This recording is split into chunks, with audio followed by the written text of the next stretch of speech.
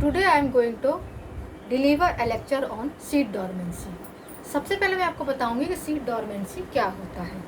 जैसा कि हम सब जानते हैं कि प्लांट्स में सीड ग्रो करते हैं। ये सीड अपने मदर प्लांट में लगे रहते हैं। कुछ समय पश्चात ये ज़मीन में गिरते हैं, वहाँ पे जर्मिनेट होते हैं और जर्मिनेट करके नया पौधा बनाते हैं।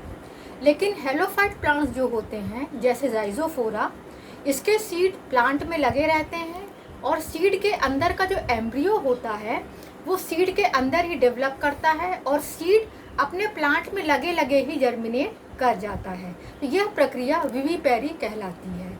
मतलब प्लांट में लगे लगे ही सीड का जर्मिनेट करना विविपेरी कहलाता है। अब ये सीड जर्मिनेट होने के बाद से वही मार्शी प्लेस में गिरता है, क्योंकि ये प्लांट मार्शी प्लेस में होता है। राइजोफोरा मार्शी प्लेस में गिरने के बाद से ये सीड जर्मिनेट तो पहले से है ही, धीरे धीरे डेवलप होता है और धीरे धीरे ये अपना रूट और शूट सिस्टम को डेवलप करके एक नए प्लांट के रूप में विकसित होता है। तो यह प्रक्रिया विविपेरी कहलाती है। लेकिन कुछ फसलें जैसे वीट है, राइस है, मेज़ है, इनमें कई बार क्या होता है कि अनफेवरेबल कंडीशन होने के कारण से इनके अंदर का इसका जो सीड होता है उसके अंदर का जो एम्ब्रियो है वो प्रॉपर डेवलप नहीं कर पाता है। प्रॉपर डेवलप नहीं होने के कारण से सीड में जर्मिनेशन भी नहीं हो पाता है और इस प्रकार से एक नया प्लांट नहीं बन पाता है। और इस सीड में मतलब मान लीजिए कोई वीट का सीड है या पैडी सीड है, इसके अंदर एम्ब्रियो है, उसका प्रॉपर डेवलपमेंट नहीं हुआ है। इसी दौरान क्योंकि अनफेवरेबल कंडीशन है, प्रतिकूल परिस्थिति है, इस कारण से सीड के अंदर के एम्ब्रियो डेवलप नहीं हुआ है। अतः अब क्या होता है कि सीड के अंदर का जो वाटर कंटेंट है वो भी कम होने लगता है धीरे धीरे, क्योंकि उसके लिए परिस्थितियां प्रतिकूल हैं, अनुकूल नहीं है और सीड की मेटाबॉलिक एक्टिविटी भी कम होने लगती है। तो इस प्रकार से सीड जो है एक डॉर्मेंट स्थिति में पहुंच जाता है, अर्थात प्रसुप्ता अवस्था में पहुंच जाता है, वो जर्मिनेट करने की कंडीशन में नहीं रहता है। इसी को हम बोलते हैं, इस प्रोसीजर को ही हम बोलते हैं सीड डॉर्मेंसी, अर्थात सीड जो है जर्मिनेट करने की स्थिति में नहीं है, बिल्कुल अक्षम हो चुका है, वो जर्मिनेट नहीं कर सकता है। कुछ समय पश्चात वो सीड सॉइल में पड़ा रहता है। जब अनुकूल परिस्थिति आती है, फेवरेबल कंडीशन आता है, तब ये इसका एम्ब्रियो एक्टिवेट होता है और ये सीड प्रॉपरली जर्मिनेट करता है, अर्थात उसकी डॉर्मेंसी सीड की टूट जाती है और फिर सीड जो है अपना प्रॉपर जर्मिनेट करके ग्रो करता है। तो जनरली हम देखते हैं कि जो सीड की डॉर्मेंसी होती है वो एक तो एनवायरमेंटल कंडीशन पर डिपेंड करती है। यदि एनवायरमेंटल कंडीशन सही नहीं है उसके लायक तो भी सीड डॉर्मेंट रहेगा। इसके अलावा सीड के अंदर का एनवायरनमेंट भी इस पे डिपेंड करता है कि सीड जर्मिनेट करेगा कि नहीं। यदि एनवायरनमेंट ठीक नहीं है सीड के अंदर का तो भी सीड डॉर्मेंट स्थिति में चला जाता है। तो अभी मैंने आपको सीड डॉर्मेंसी के बारे में जनरल इंट्रोडक्शन दिया। अब मैं आपको बता रही हूँ कि causes of seed dormancy, seed जो डॉर्मेंट होता है उसके कारण क्या क्या होते हैं। तो पहला तो एक है कि सीड कोड का हार्ड होना, मतलब सीड कोड का इम्परमेएबल होना। कई पौधों में क्या होता है कि सीड कोड, जो सीड का बाहर का जो आवरण है वो इतना ज़्यादा हार्ड होता है कि सीड को जर्मिनेट करने में काफ़ी दिक्कतें आती हैं। तो इस प्रकार के सीड में जब उसका कवच या उसका आवरण या उसका कोट बहुत हार्ड है तो इस कंडीशन में एयर और वाटर का भी आवागमन प्रॉपरली एनवायरनमेंट से नहीं हो पाता है। इस कंडीशन में सीड डॉर्मेंट स्थिति में रहता है। अब इस डॉर्मेंट पोजीशन में रहते हुए सीड सॉइल में काफ़ी समय तक पड़ा रहता है, डॉर्मेंट कंडीशन में ही पड़ा रहता है, जब तक कि सॉइल में मौजूद माइक्रोब्स, जो मिट्टी में सूक्ष्म जीव प्रेजेंट होते हैं, जब तक वो सूक्ष्म जीव इस सीड कोड को के ऊपर रिएक्ट करके उसको जब तक तोड़ेंगे नहीं, उसको नष्ट नहीं करेंगे, तब तक ये सीड जो है वहाँ पर डॉर्मेंट कंडीशन में रहता है। जब ये माइक्रोब्स इसके सीड के आवरण के ऊपर रिएक्ट करते हैं, उसको जो है ना तोड़ते हैं, उसको नष्ट करते हैं, धीरे धीरे गला देते हैं, कहा जाए शुद्ध हिंदी भाषा में, जब माइक्रोब्स सीड को तो गला देते हैं तब सीड जो है एक नॉर्मल कंडीशन में आता है और फिर वो जो है जर्मिनेट करने की कंडीशन में आता है। एयर और वाटर का प्रॉपर उसमें फिर आवागमन शुरू हो जाता है और सीड की डॉर्मेंसी टूटती है और सीड जो है जर्मिनेट करता है। दूसरा कारण है कि कुछ सीड ऐसे होते हैं जो ऑक्सीजन के लिए उनका कवच इम्परमेबल होता है। कई पौधों हमने देखा है कि उनके सीड जो है ऑक्सीजन के लिए अपारगम्य होते हैं, अर्थात उनमें उनका आवरण इस तरह का कठोर हो जाता है कि ऑक्सीजन गैस का आदान प्रदान नहीं हो पाता है। तो इस कंडीशन में भी सीड डॉर्मेंट स्थिति में पड़ा रहता है।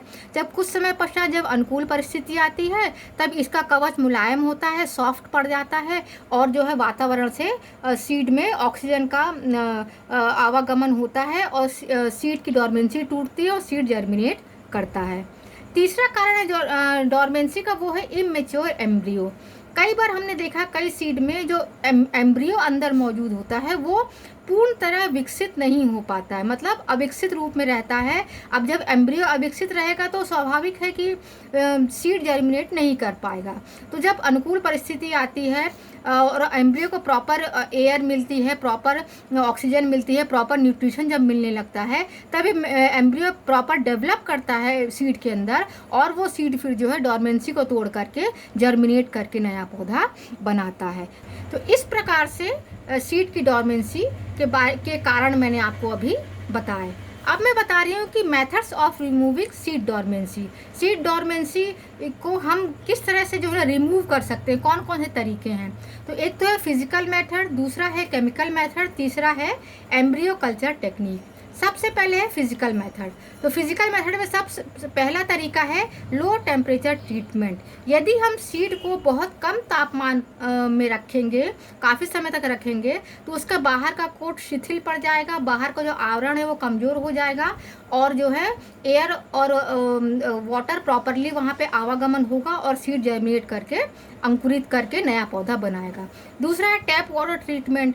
यदि हम सीड को बहते हुए रनिंग वाटर में कुछ समय तक रखते हैं तो लगातार जब उसे पानी गिरेगा सीड के ऊपर तो उसका कोट स्वाभाविक है कि कमज़ोर मुलायम पड़ के थोड़ा ब्रेक डाउन होगा। जैसे ही ब्रेक डाउन होगा तो इसका एम्ब्रियो एक्टिव हो जाएगा, एक्टिव होकर के जर्मिनेट करके सीड जो है नया पौधा बनाएगा। तीसरा है प्रेशर ट्रीटमेंट। जो अल्फ़ा पौधे होते हैं उनके सीड को हम जो है कुछ स्पेशल एटमॉस्फेरिक प्रेशर प्रदान करते हैं उस सीड को, जिससे उसकी डॉर्मेंसी टूटती है और वो सीड जो है जर्मिनेट करके नए पौधे को जन्म देता है। तो ये हो गया प्रेशर ट्रीटमेंट। चौथा है स्कैरिफिकेशन। स्कैरिफिकेशन को हम हिंदी में बोलते हैं खरोंचना।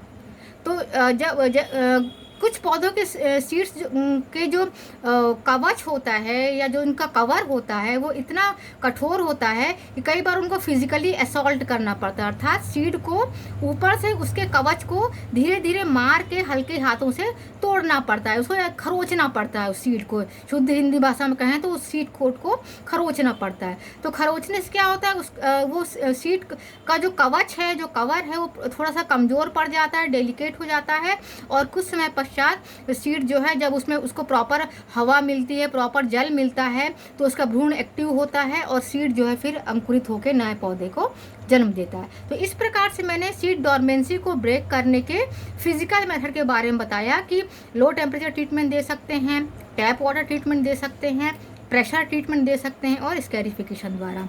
अगला मेथड है केमिकल मेथड। तो इसके अंदर हम क्या करते हैं, सीड को जो है अलग अलग हार्मोन्स के द्वारा ट्रीट करते हैं जिससे उसका सीड कोट जो है सॉफ्ट हो जाए और सीड प्रॉपरली जर्मिनेट करे, या फिर हम कुछ एसिड्स का भी प्रयोग करते हैं इसके सीड कोट को एब्जॉर्ब, उसको डिज़ोल्व करने के लिए। तो हम ये जो एसिड्स हैं वो HCl, hydrochloric acid, sulphuric acid, इस टाइप के एसिड अलग अलग कंसंट्रेशन में उस सीड्स को ट्रीटमेंट देते हैं। इन एसिड्स का अलग अलग कंसंट्रेशन में उस सीड को ट्रीट कराते हैं जिससे उसका कवच जो है ब्रेक डाउन हो जाता है और उसकी डॉर्मेंसी टूटती है और प्रॉपरली जर्मिनेट करके नया पौधा बनाता है। लास्ट मेथड है डॉर्मेंसी रिमूव करने का कि एम्ब्रियो कल्चर टेक्निक। यह टेक्निक उन पौधों के, उन सीड्स के लिए हम यूज़ करते हैं जिनका एम्ब्रियो प्रॉपर। तो इस कंडीशन में हम क्या करते हैं, सीड को प्रॉपर लैब में अपने लेबोरेटरी में लाते हैं, उसको एक कल्चर मीडियम में कुछ समय तक रखते हैं। तो कल्चर मीडियम रखने के बाद से जब एम्ब्रियो को प्रॉपर न्यूट्रिशन मिलता है तो वो जो है ग्रो करता है और सीड जो है एक हमको वहीं अपने लैब में ही उसी कल्चर मीडियम में नए प्लांटलेट्स मिलते हैं जिसको हम नर्सरी में जा कर के सॉइल में ग्रो करके नया प्लांट प्राप्त कर सकते हैं। Thank you.